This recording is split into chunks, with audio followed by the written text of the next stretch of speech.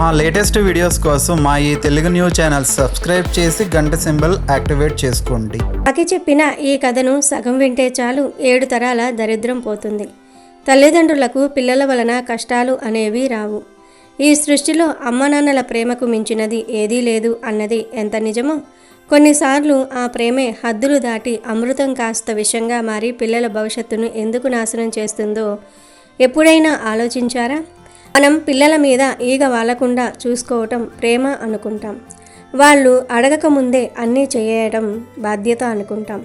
కానీ మన నోటి నుండి జారవిడిచే కొన్ని మాటలు మనకు తెలియకుండానే మన పిల్లల పాలిట శాపాలుగా మారుతాయని చాలా ఆలస్యంగా గ్రహించాం. ఈరోజు మనం చెప్పుకోబోయే కథ కేవలం ఒక కథ కాదు. ఇది ప్రతి ఇంట్లో ప్రతి తల్లిదండ్రులు తెలుసుకోవలసిన ఒక చేదు నిజం. ఒక సామాన్యమైన కాకి ఒక గొప్ప జ్ఞానికి జీవిత సత్యాన్ని ఎలా బోధించిందో, ఆ కాకి చెప్పిన ఆ 5 ప్రమాదకరమైన మాటలు ఏమిటో తెలుసుకుంటే మీ గుండె బరువెక్కటం ఖాయం. మీ పిల్లల బంగారం లాంటి భవిష్యత్తు కోసం వారి జీవితం అంధకారంలోనికి వెళ్లకుండా ఉండాలంటే ఈ కథనాన్ని చివరి వరకు శ్రద్ధగా వినండి. ఇది మీ జీవితాన్ని, మీ పిల్లల జీవితాన్ని శాశ్వతంగా మార్చగలదు. ఇక ఆలస్యం చేయకుండా వీడియోలోనికి వెళ్దాం. ఫ్రెండ్స్, ఎంతో అదృష్టం ఉంటే తప్ప ఈ కథను వినలేరు. కనుక శ్రద్ధగా ఈ కథను వినండి.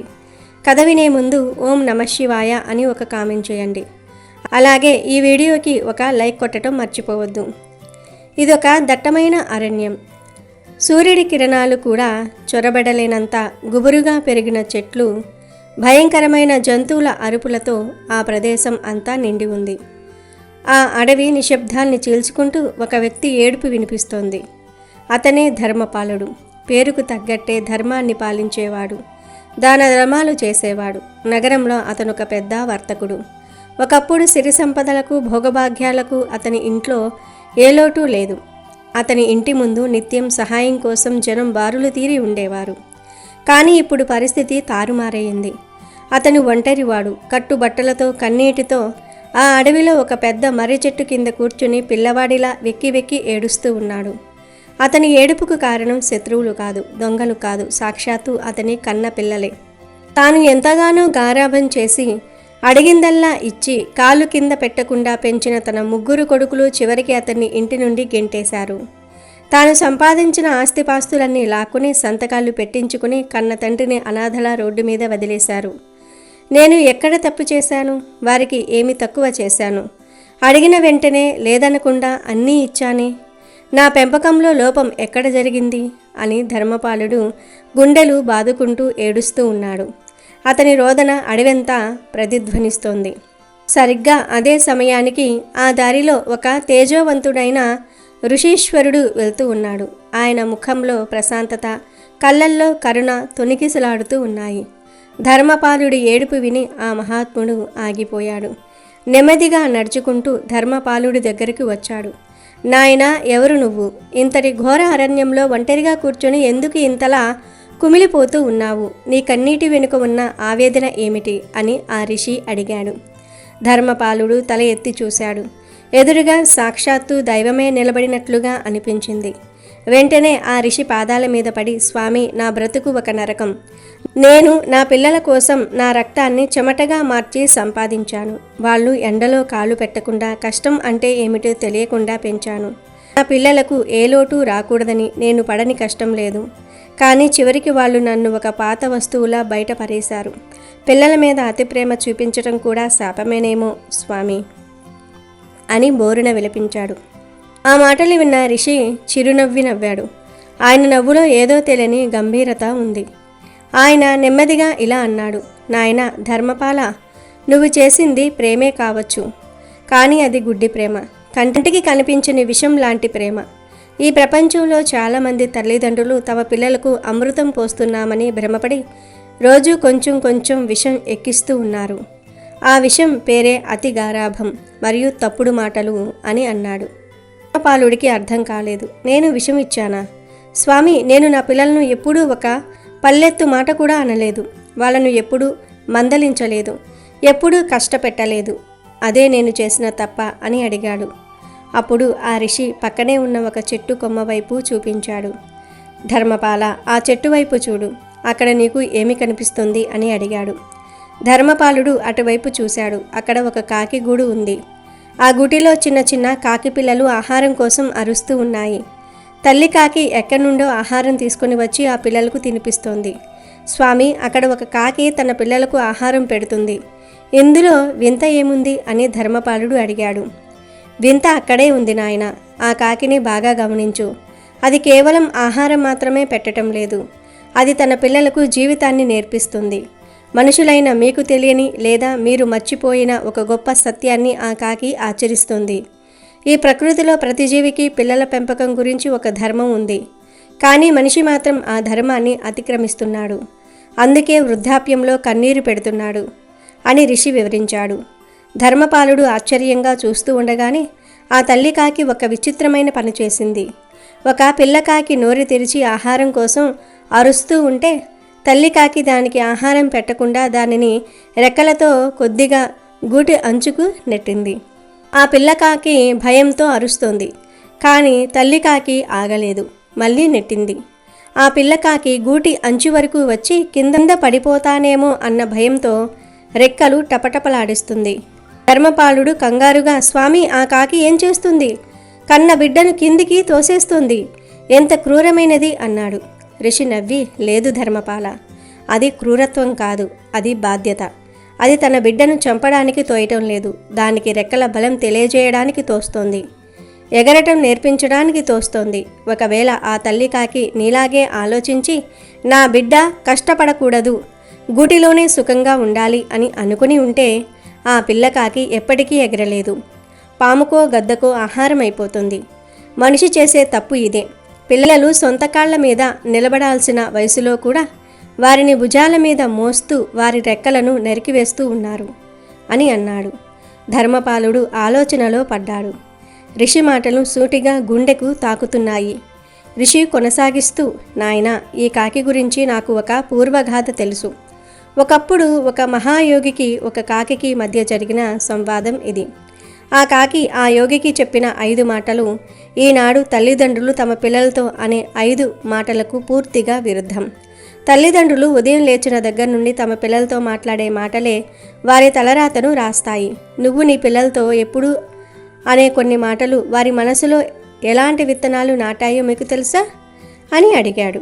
ధర్మపాలుడు ఆసక్తిగా, స్వామి, మాటల్లో అంత శక్తి ఉందా? నేను వాడిన మాటలే నా పిల్లలను ఇలా మార్చాయా? ఆ మాటలు ఏమిటో దయచేసి చెప్పండి. నా తప్పును తెలుసుకోవాలనుకుంటున్నాను అని వేడుకున్నాడు. అప్పుడు ఋషి గంభీర స్వరంతో ఇలా చెప్పటం ప్రారంభించాడు. విను ధర్మపాల, శబ్దానికి బ్రహ్మాండమైన శక్తి ఉంది. మనం పదే పదే ఏమనుకుంటామో, ఏది మాట్లాడతామో అదే మన జీవితంగా మారుతుంది. తల్లిదండ్రుల నోటి నుండి వచ్చే మాట పిల్లల ఉపచేతన మనస్సులో, అంటే లోపలి మనసులో ఒక ఆజ్ఞలాగా ముద్రించబడుతుంది. నువ్వు ప్రేమతో అన్నా కోపంతో అన్నా ఆ మాట వారి ప్రవర్తనను శాసిస్తుంది. ఆ కాకి చెప్పిన జీవిత సత్యం ప్రకారం మనిషి తన పిల్లల భవిష్యత్తును నాశనం చేయడానికి ప్రధానంగా 5 రకాల వాక్య ప్రయోగాలు, మాటలు చేస్తూ ఉన్నాయి. అందులో మొదటిది చాలా సామాన్యమైనది, కానీ చాలా ప్రమాదకరమైనది. ఈ మాటను దాదాపు ప్రతి తల్లి, ప్రతి తండ్రి వాడుతూనే ఉంటారు. అదేంటంటే, నువ్వు కష్టపడకు, నేనున్నాను కదా. ధర్మపాలుడు ఉలిక్కి పడ్డాడు. స్వామి, ఇందులో తప్పేముంది? పిల్లలకు ధైర్యం చెప్పడం తప్పు ఎలా అవుతుంది అని ప్రశ్నించాడు. ఋషి చిన్నగా నవ్వి, భరోసా ఇవ్వటం వేరు, వారి బాధ్యతను నువ్వు లాక్కోవటం వేరు. మనం పిల్లలతో నువ్వు కష్టపడకు అని అన్నప్పుడల్లా వారి మెదడులో కష్టం అనేది ఒక శత్రువు అనే భావన నాటుకుపోతుంది. నిజానికి కష్టమే మనిషిని రాటు తేలేలా చేస్తుంది. కానీ ఈ మాట వల్ల వారు చిన్న చిన్న సమస్యలకు కూడా భయపడిపోతూ ఉంటారు. వారిలో సహనం నశిస్తుంది.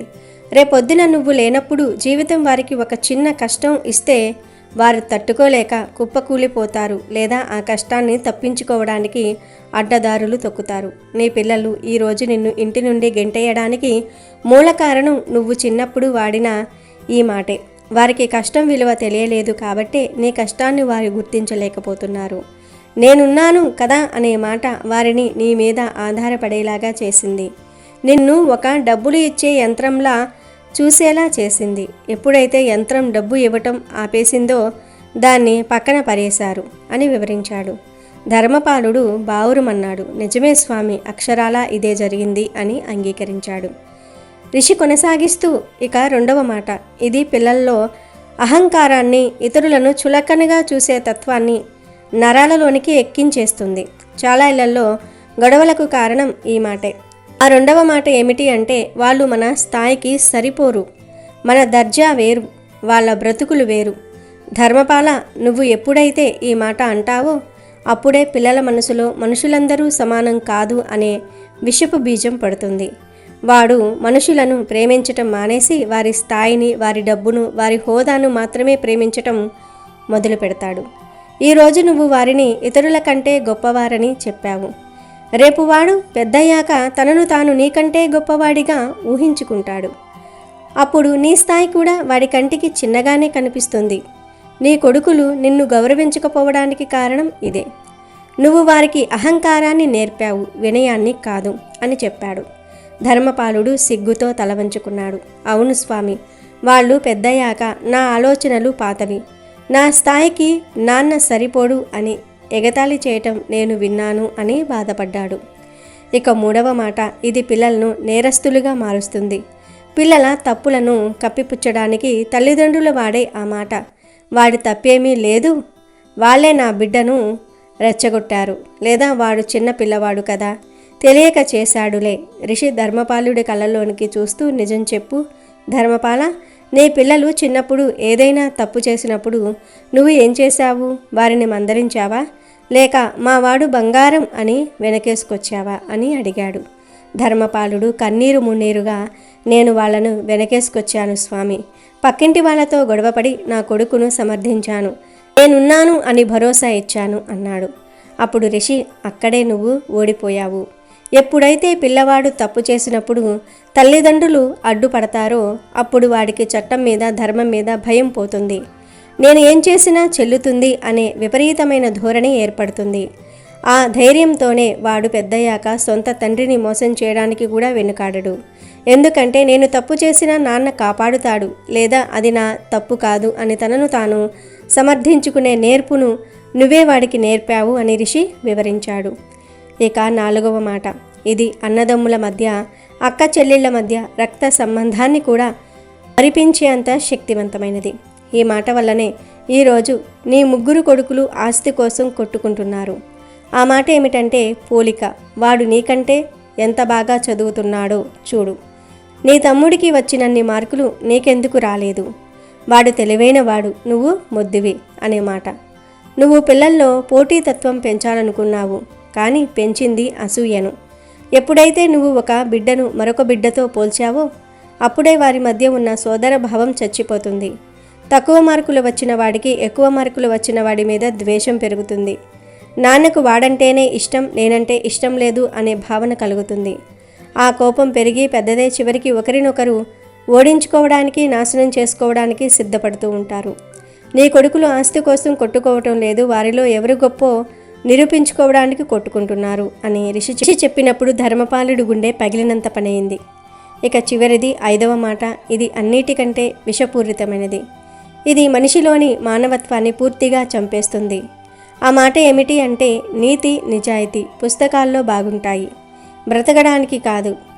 ఎలాగైనా సరే సంపాదించు, గెలువు, లోకం గెలిచిన వాడినే గౌరవిస్తుంది. ఈ మాట విన్న పిల్లవాడు మనిషిని చంపడానికి కూడా వెనుకాడడు. ఎప్పుడైతే ఒక తండ్రి ధర్మం కంటే డబ్బు ముఖ్యం, విలువల కంటే విజయం ముఖ్యం అని చెప్తాడు, అప్పుడే ఆ బిడ్డ మనసులో రాక్షసుడు నిద్రలేస్తాడు. నువ్వు నీ కొడుకులకు నేర్పింది ఇదే కదా, ముందు నువ్వు బాగుండు, పక్కవాడు ఏమైపోయినా పర్వాలేదు అని నూరిపోసావు. ఆ పాఠాన్నే వారు ఇప్పుడు నీ మీద ప్రయోగించారు. వారికి నువ్వు ఒక తండ్రివి కాదు, ఇప్పుడు నువ్వు వారికి ఒక పక్కవాడివి మాత్రమే. వారి దృష్టిలో నువ్వు ఓడిపోయిన వాడివి, అందుకే నిన్ను గౌరవించటం మానేశారు అని ఋషి ముగించాడు. ధర్మపాలుడు నేల మీద పడి చిన్న పిల్లవాడిలా ఏడవటం మొదలుపెట్టాడు. స్వామి, నా చేతులారా నా గొయ్యి నేనే తవ్వుకున్నాను, నా పిల్లలను నేనే రాక్షసులుగా మార్చేశాను. ఇప్పుడు వాళ్ళను నిందించే ప్రయోజనం ఏముంది? విత్తనం వేసింది నేనే, విష వృక్షాన్ని పెంచింది కూడా నేనే అని విలపించాడు. కానీ కథ ఇక్కడితో అయిపోలేదు. ధర్మపాలుడు ఋషి పాదాలు పట్టుకుని, స్వామి, తప్పు జరిగిపోయింది, కానీ దీనికి పరిష్కారం లేదా? నా పిల్లలు మారే అవకాశం లేదా? దయచేసి ఏదో ఒక దారి చూపించండి అని ప్రాధేయపడ్డాడు. అప్పుడు ఆ ఋషీశ్వరుడు ధర్మపాలుణ్ణి లేపి ఒక బండరాయి మీద కూర్చోబెట్టాడు. ధర్మపాల, ఏ సమస్య పరిష్కారం లేకుండా పుట్టదు. ఆ కాకి చెప్పిన దాని ప్రకారం పిల్లల మనసులో నాటుకుపోయిన విషయాన్ని మనం దూరంగా ఉండి కూడా ప్రక్షాళన చేయవచ్చు. దీనికి 3 అంచెల విధానం ఉంది. ఇది ధనంతో చేసే యజ్ఞం కాదు, మనసుతో చేసే యజ్ఞం. మొదటిది మానసిక క్షమాపణ. నువ్వు నీ పిల్లల మీద కోపంతో రగిలిపోతున్నంతసేపు నీ నుంచి వారికి వెళ్ళేది కేవలం ప్రతికూల తరంగాలు మాత్రమే. మా నాన్న మా మీద కోపంగా ఉన్నాడు అనే భావన వారి అంతరాత్మకు తెలుస్తుంది. అది వారిని నీకు మరింత దూరం చేస్తుంది. ఎప్పుడైతే నువ్వు వారిని మనస్ఫూర్తిగా క్షమిస్తావో అప్పుడు ఆ బంధం మీద ఉన్న భారం తొలగిపోతుంది. నీ వైపు నుండి ప్రేమ ప్రవాహం మొదలవుతుంది. ఆ ప్రేమ ప్రవాహమే వారిలోని కఠినత్వాన్ని కరిగించగలదు అని చెప్పాడు. ధర్మపాలుడికి ఇది కష్టంగా అనిపించింది. కానీ ఋషి చెప్పినట్లుగా కళ్ళు మూసుకొని తన కొడుకుల చిన్ననాటి రూపాలను గుర్తు తెచ్చుకున్నాడు. వారిని మనస్ఫూర్తిగా క్షమిస్తున్నట్లుగా భావన చేశాడు. వెంటనే అతని గుండె మీద బరువు తగ్గినట్లుగా అనిపించింది. మళ్ళీ ఋషి కొనసాగిస్తూ, రెండవది మానసిక ఆశీర్వచనం. చాలామంది తల్లిదండ్రులు పిల్లలు దూరమైనప్పుడు వాడు నాశనమైపోవాలి అని శపిస్తూ ఉంటారు, లేదా అయ్యో వాడు ఎలా బ్రతుకుతున్నాడో అని అతిగా దిగులు పడుతూ ఉంటారు. ఈ 2 ప్రమాదకరమే. నువ్వు చేయవలసింది వారికి శక్తిని పంపడం. ప్రతిరోజు ఉదయం నిద్రలేవగానే నా పిల్లలు ఎక్కడున్నా సుఖంగా ఉండాలి, వారికి సద్బుద్ధి కలగాలి, వారు ధర్మ మార్గంలో నడవాలి అని బలంగా సంకల్పించు. నీ సంకల్పం ఒక కవచంలా వారిని చుట్టుకుంటుంది అని చెప్పాడు.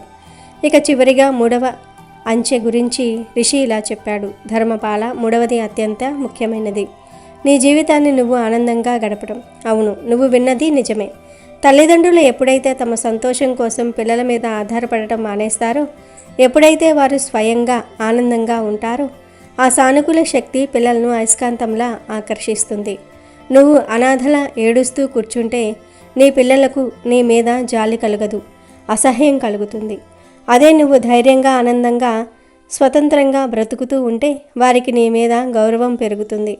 వారు చేసిన తప్పును వారే తెలుసుకుని నీ దగ్గరకు తిరిగి వస్తారు అని చెప్పాడు ఋషి. ధర్మపాలుడికి ఇప్పుడు పూర్తిగా జ్ఞానోదయం అయ్యింది.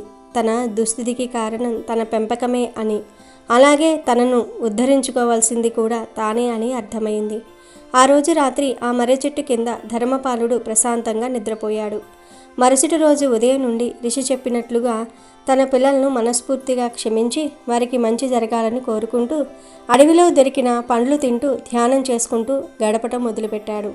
కొన్ని నెలల తర్వాత ఆశ్చర్యకరంగా అతని పెద్ద కొడుకు ఆ అడవి దారిలో వెతుక్కుంటూ వచ్చాడు.